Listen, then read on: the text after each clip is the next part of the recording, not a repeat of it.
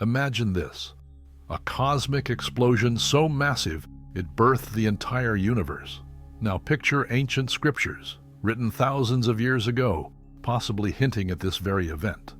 Sounds far-fetched? Maybe not. Today we're diving deep into what the Bible might be telling us about the Big Bang. And trust me, what we uncover might just shake the foundations of what you thought you knew. But before we begin, take a moment to subscribe and walk with us as we uncover the sacred mysteries within God's Word. Let's start with Genesis, the first book of the Bible. In the beginning, God created the heavens and the earth. Simple, right? But what if there's more to this verse than meets the eye? Many people think science and faith are at odds. But what if they're actually telling the same story, just in different languages? The Big Bang Theory suggests that the universe expanded from an incredibly hot, dense point about 13.8 billion years ago. Now here's where it gets interesting. The Bible talks about God speaking the universe into existence. And God said, "Let there be light." And there was light. Some scholars argue this could be describing a massive burst of energy, not unlike the Big Bang. This initial burst of light, before the formation of stars and galaxies, aligns with scientific theories about the early universe being filled with intense radiation. But hold on, skeptics might say, the Bible claims the universe was created in 6 days. That doesn't match up with billions of years. Fair point. But let's dig deeper. In Hebrew, the original language of the Old Testament, the word for day is yom. It doesn't always mean a 24-hour period. It can also represent an era or an age. So those 6 days of creation, they could potentially represent vast periods of time. This interpretation, known as the day-age theory, attempts to reconcile the biblical account with scientific timelines. Now let's look at some specific verses that might surprise you. Psalm 104, verse 2, says God stretches out the heavens like a tent. Isaiah 42, verse 5 describes God as the one who created the heavens and stretched them out. Sound familiar? It's eerily similar to how scientists describe the expansion of the universe after the Big Bang. These verses, along with others like Zechariah 12, verse 1, and Job 9, verse 8, use the phrase "stretches out the heavens" repeatedly. This concept of an expanding universe was not scientifically proposed until the 20th century, yet these ancient texts seem to hint at it. Could this be a coincidence, or is there more to it? But wait, there's more. The book of Job, thought to be one of the oldest in the Bible, contains some mind-blowing statements. Job 26, verse 7 says, "He spreads out the northern skies over empty space. He suspends the earth over nothing." Remember, this was written millennia before humans discovered that the earth indeed hangs in space. This verse is particularly intriguing because it challenges the ancient belief that the earth was supported by something solid.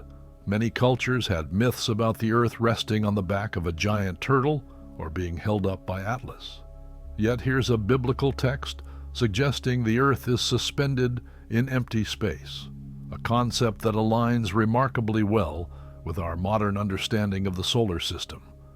Critics might argue that we're reading too much into these verses, and they could be right. After all, the Bible isn't a science textbook.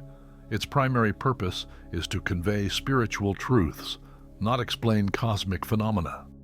We must be careful not to force scientific meanings onto texts that were written in a pre-scientific age.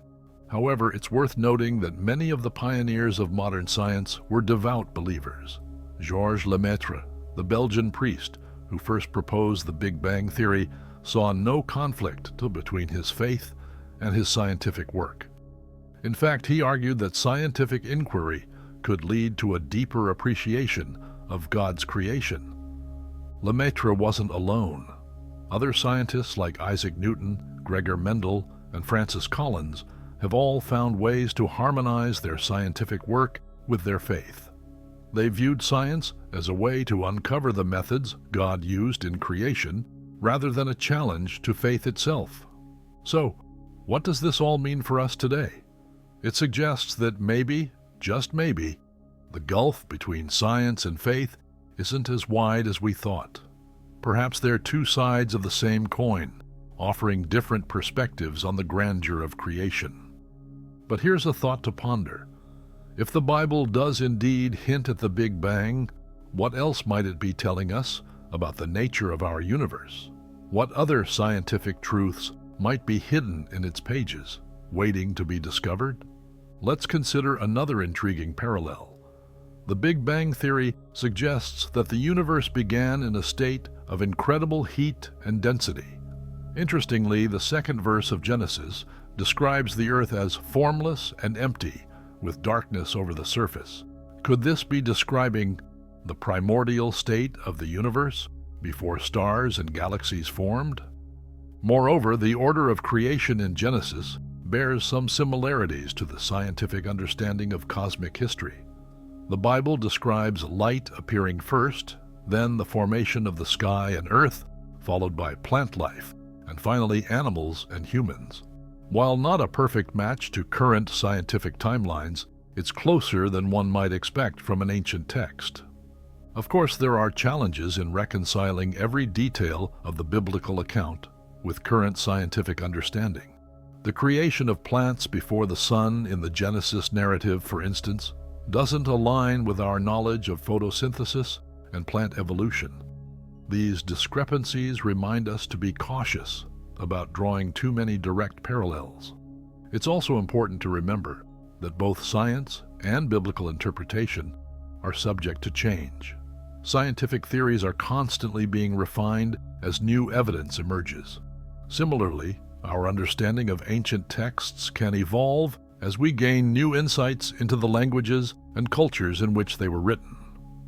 Some theologians propose a framework interpretation of Genesis, suggesting that the 6 days of creation are not meant to be taken literally at all.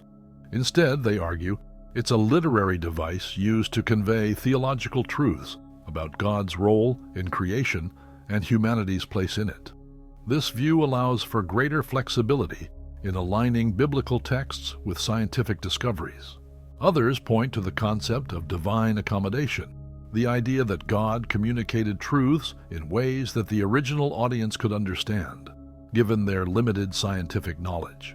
From this perspective, we shouldn't expect ancient texts to align perfectly with modern scientific understanding, but we might find hints of deeper truths. As we explore these ideas, it's crucial to approach both science and faith with humility. Science, for all its power, can't answer every question about our existence. It can tell us how the universe works, but it can't tell us why it exists or if there's a purpose to it all. Faith, on the other hand, addresses these deeper questions of meaning and purpose, but isn't equipped to provide detailed scientific explanations. Perhaps the most productive approach is to view science and faith as complementary rather than contradictory. Science can inform our understanding of how the physical world operates, while faith can provide a framework for understanding our place in the cosmos and the purpose behind it all. As we wrap up, consider this. The debate between science and faith has raged for centuries. But what if, instead of opponents, they're actually partners in our quest to understand the cosmos? What if the Big Bang isn't a challenge to faith, but a testament to the power and creativity of a divine designer? Next time, we'll explore another mind-bending question. Does quantum physics support the idea of an afterlife? Until then, keep questioning, keep exploring, and keep your mind open to the wonders of both science and faith.